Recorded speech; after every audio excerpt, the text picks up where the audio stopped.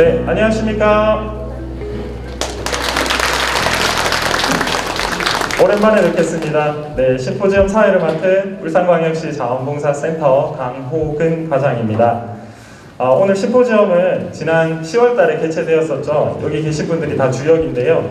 제103회 전국체육대회와 제42회 전국장애인 체육대회가 종료됨에 따라서 대회 자원봉사자였던 여러분들을 모시고 지역 내 지속적인 자원봉사 참여 문화 확산을 위해서 고민들을 나누고자 마련된 자리입니다. 다들 고민 많이 하고 오셨죠? 네, 그럴 거라고 믿겠습니다.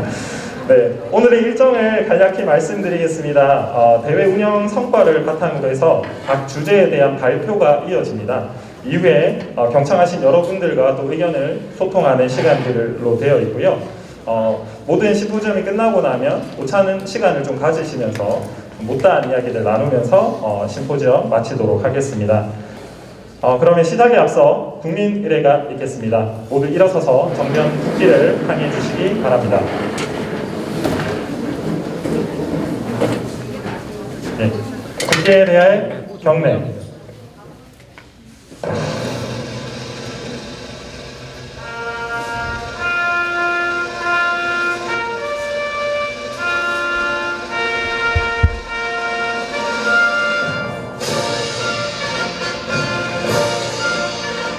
나는 자랑스러운 태극기 앞에 자유롭고 정의로운 대한민국의 무궁한 영광을 위하여 충성을 다할 것을 굳게 다짐합니다.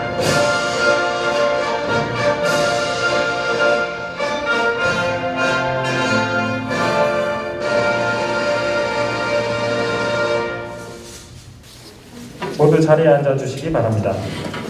다음은 울산광역시 자원봉사센터 정보광 센터장 직무대행님이 심포지엄 시작을 알리는 인사 말씀이 있겠습니다.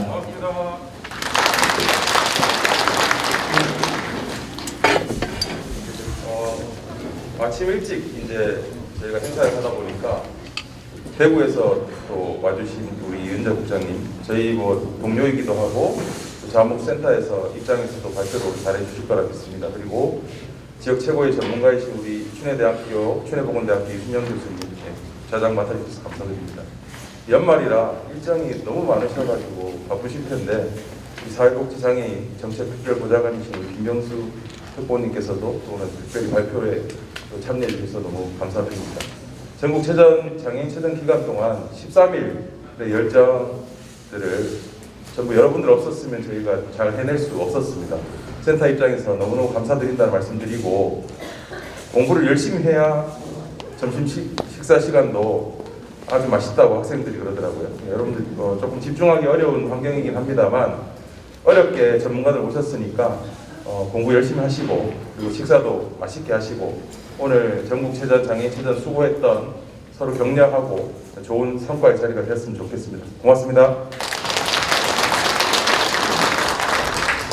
네, 본격적인 토론을 위해서 전국체전 TF팀장 역할을 맡았던 제가 제103회 전국체육대회 및 제42회 전국장애인 체육대회의 운영 성과 발표를 하겠습니다.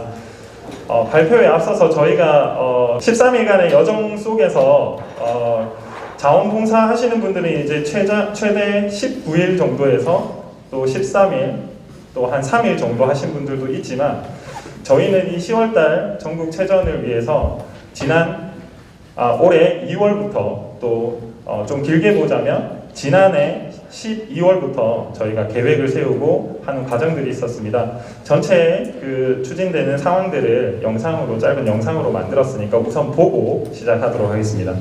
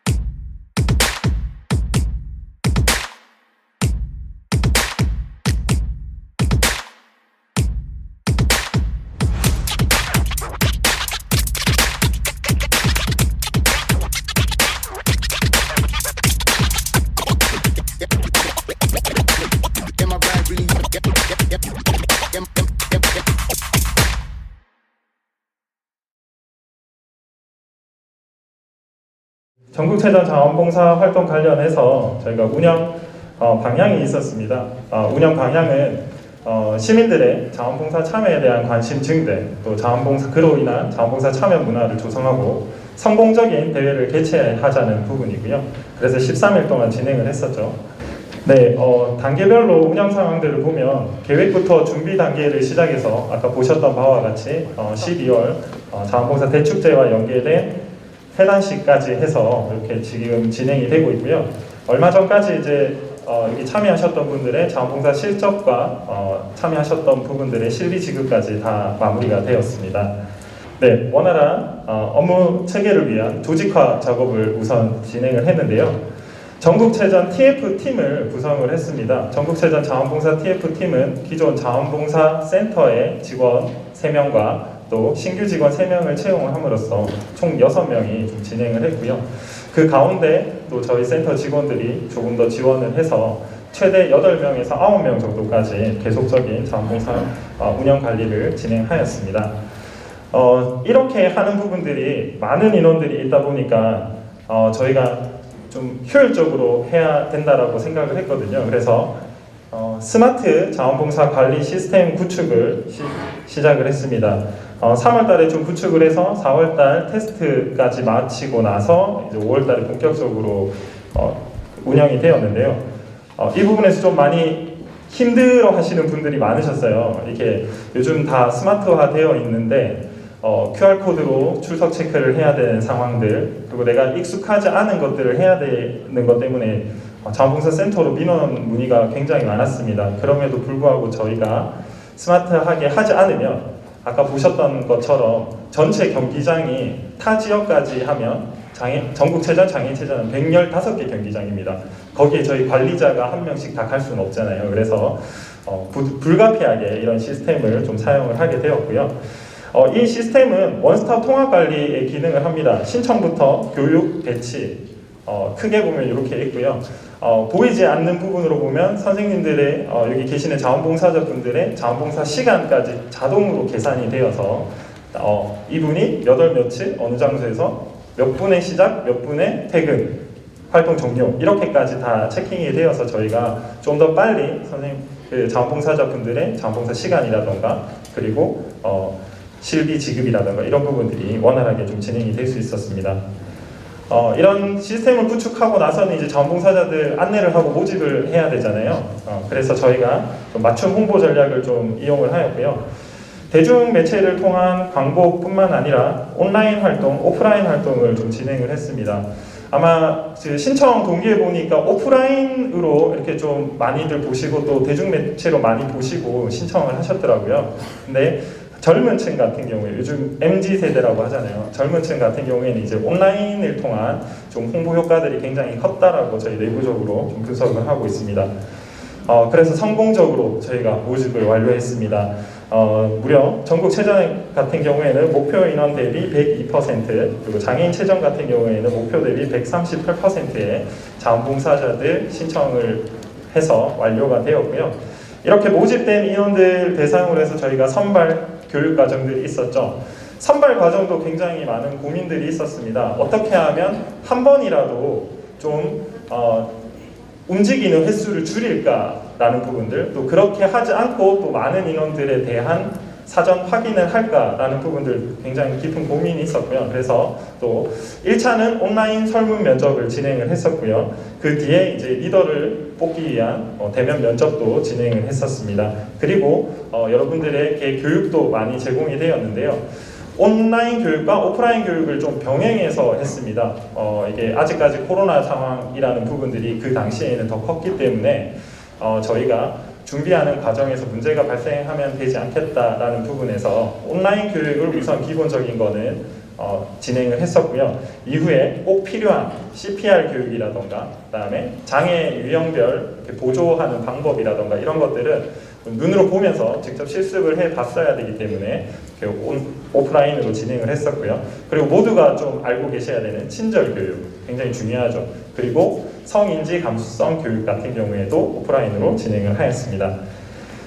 많은 인원들이 참여를 했고 이제 체전을 하기 위해서 저희는 본격적으로 유니폼도 제작을 했고 또 자원봉사자분들에게 어떤 자긍심을 좀 부여할까라고 해서 핀 버튼, 배지, 그리고 보조 가방, 손수건, 활동 매뉴얼부터 시작해서 이렇게 다 제작을 했고 그 자원봉사자분들께 지급을 했는데요.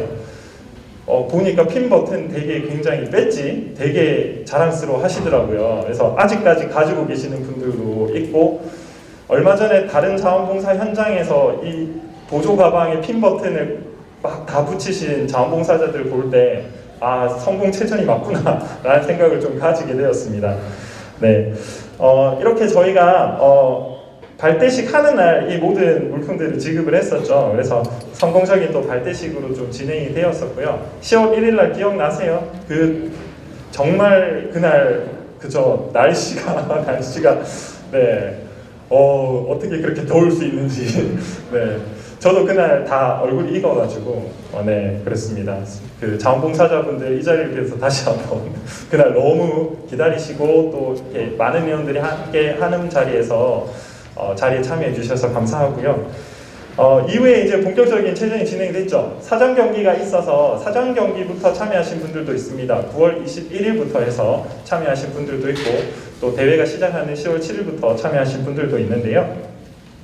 전국체전 같은 경우에는 총 연인원이 6,843명이 참여를 했습니다.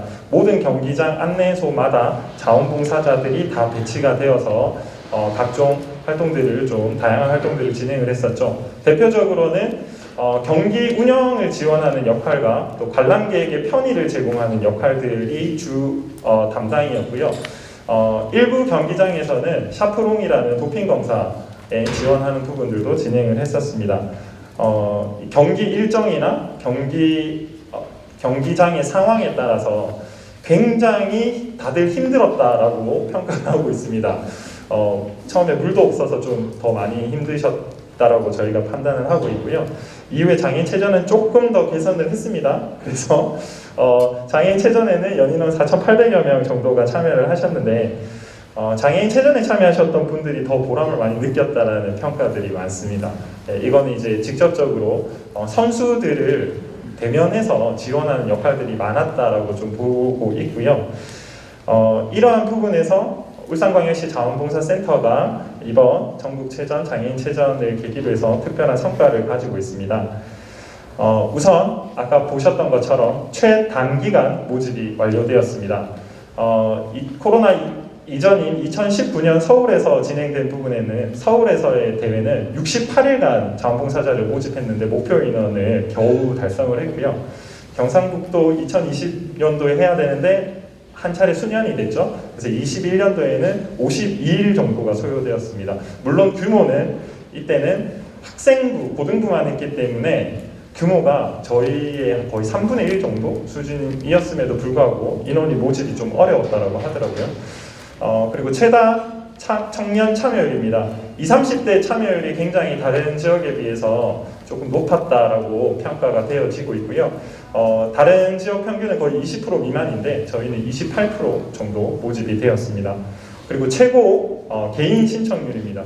기존의 자원봉사 단체에서 활동을 하시는 자원봉사자 분들도 신청을 많이 하셨지만 그냥 내가 어느 날 광고를 보고 난 자원봉사 활동 한번 해봐야겠는데 나 퇴직 이제 조금 있으면 퇴직인데 한번 이 기회에 자원봉사 활동을 해봐야겠다. 울산 시민으로서 내가 좀 이번에 휴가를 내고 한번 해봐야겠다. 심지어 군 복무 중에 휴가를 내고 체전 대회에 참여했던 청년도 있었습니다. 그래서 이 세 가지가 가장 중요하다고 생각하는 운영 성과라고 볼 수 있고요. 그 다음 성과로 봤을 때는 저희가 기존에 자원봉사 단체 리더라고 해서 자원봉사 단체 운영하시는 회장님들, 임원분들을 저희가 리더로 많이 배치를 했었는데 이번에는 그분들도 그분들의 나름의 역할이 다 있으셨지만 자원봉사 페이스 메이커라고 같이 자원봉사자들과 호흡하고 끝까지 이 자원봉사 활동이 잘 이루어질 수 있게 손을 잡아주는 역할을 한다라는 의미의 마라톤에서 좀 나왔습니다. 그래서 자원봉사 페이스 메이커를 선정을 해서 운영을 했고요. 이분들의 역할은 각 경기장마다 상황들이 굉장히 달랐어요. 토너먼트 경기 같은 경우에는 경기 마치는 시간도 달랐고 시작하는 시간도 달랐고 또 또 중간에 인원 요청하는 인원들도 달라졌고 네, 그런 부분들에서 물론 욕을 많이 먹었습니다. 욕을 많이 먹었고요. 저희 센터도 욕을 많이 먹었고 네, 다 그렇지만 원활하게 좀 그때그때 대응을 생각보다 굉장히 빠르게 잘 되었다라고 평가를 하고 있습니다. 그것이 하나의 성과가 아닐까라는 생각을 하고요. 자원봉사 건익위원회를 운영을 했습니다. 시 구군 자원봉사센터장 또 3국장님들 위주로 해서 건익위원회가 운영이 되었고 저희 울산광역시 자원봉사센터 같은 경우에는 저희 처장님이 전 경기장을 전 일정 동안 다 다니셨어요. 그래서 아마 처장님 모르시는 분이 없을 정도로 그죠. 네. 간식 가져오면 반겨주시다가 그냥 가도 반겨주시더라고요 어느 순간. 네. 그래서 진짜 이 힘들 때 서로 알아주고 한다는 것들만으로도 자원봉사자분들은 위안을 받고 또 거기에서 에너지를 받는구나라는 걸 절대적으로 느꼈고 이 권익위원회 운영이 가장 큰 성과 중에 하나가 아닐까라고 생각합니다. 그리고 자원봉사 통합 시스템 운영입니다. 처음에는 되게 어려웠죠. 이게 QR이 찍히나 안 찍히나 내가 했나 안 했나 문의 전화도 굉장히 많이 오고 있는데 갈수록 전화가 줄어들시더라고요. 줄어들면서 저희가 이걸 할 수밖에 없었던 건 개인정보보호법이 굉장히 강화됐고 선생님들의 여기 계시는 자원봉사자분들의 개인정보가 노출이 안 돼야 되잖아요. 그래서 기존에는 뭐 이렇게 종이에 적어서 서명을 하라라고 하는 게 오늘처럼 많았는데 많은 인원들이 해야 되기 때문에 시스템화 시켜서 그런 개인정보 유출을 최소화했고요. 노출을 최소화했고 그리고 아까 얘기 드렸던 것처럼 실적 인정이 자동으로 카운팅이 되어서 빨리 실적 입력이 될 수 있도록 진행을 하였습니다. 실례로 서울특별시 같은 경우에는 그 다음 해에 1월, 2월까지 실적 입력이 넘어갔다라는 얘기가 있거든요. 저희는 근데 11월 초에 1차가 마무리되고 중순에 전체 실적은 다 미가입자나 뭐 이런 분들을 제외하고요. 다 가입이 되었습니다. 그리고 또 하나의 좀 주목할 만한 성과가 있습니다. 저희가 최종 기간 13일 동안 시민 안전 캠페인이라는 활동을 하면서 이렇게 물어봤습니다. 기후위기 대응과 재난 상황, 피해 복구 상황이 발생하면 언제든지 자원봉사에 참여하실 의향이 있고 또 연락을 드려도 되는지에 대한 동의를 구하는 부분이었습니다. 했더니 기꺼이 참여하겠다. 나 울산 시민이니까 기꺼이 참여하겠다라고 이렇게 신청을 하신 분들이 780명입니다. 그래서 이러한 자원들이 이 전국체전을 통해서 생겼다라는 부분들은 굉장히 큰 성과가 아닐까라고 생각을 합니다. 그래서 저는 좀 생각을 했습니다. 전국체전 TF팀이 지금은 이제 다 해산이 되었고 또 내년에 전국 학생체육대회, 장애학생체육대회, 전국 소년체육대회가 있지만 그럼에도 불구하고 우리가 이런 부분들은 고민을 해야 된다라고 생각해서 내린 고민들입니다. 대회를 준비하면서 신규로 자원봉사에 신청하신 분들이 있어요. 또 한동안 안 하시다가 그러니까 우리가 흔히 말하는 샤이 자원봉사자, 숨어있는 자원봉사자분들이 다시 수면 위로 올라오게 되었습니다. 또 자원봉사 단체에서 내가 활동을 하고 있지만 자원봉사 단체마다 고유 역할만 있지 또 다른 활동들은 사실 좀 드물긴 하거든요. 근데 그러한 좀 이벤트적인 활동들에 대해서도 관심을 가지고 있다. 그래서 이분들을 위해서 자원봉사센터는 어떤 지원을 해야 될 것인가 라는 부분에 대한 고민이고요.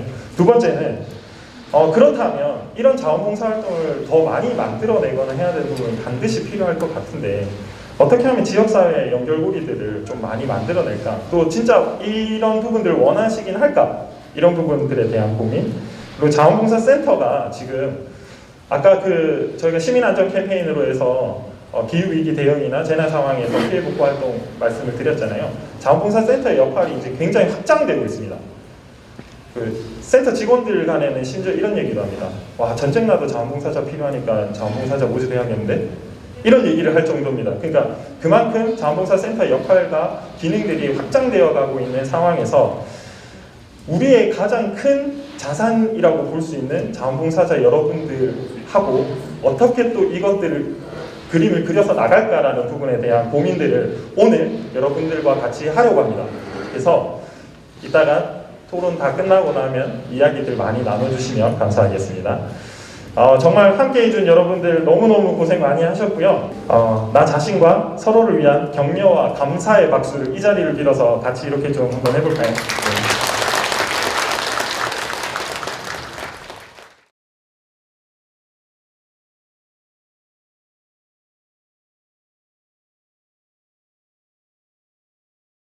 일상을 채우는 자원봉사, 모두가 행복한 울산. 울자봉 TV. 구독과 좋아요, 알람 설정까지.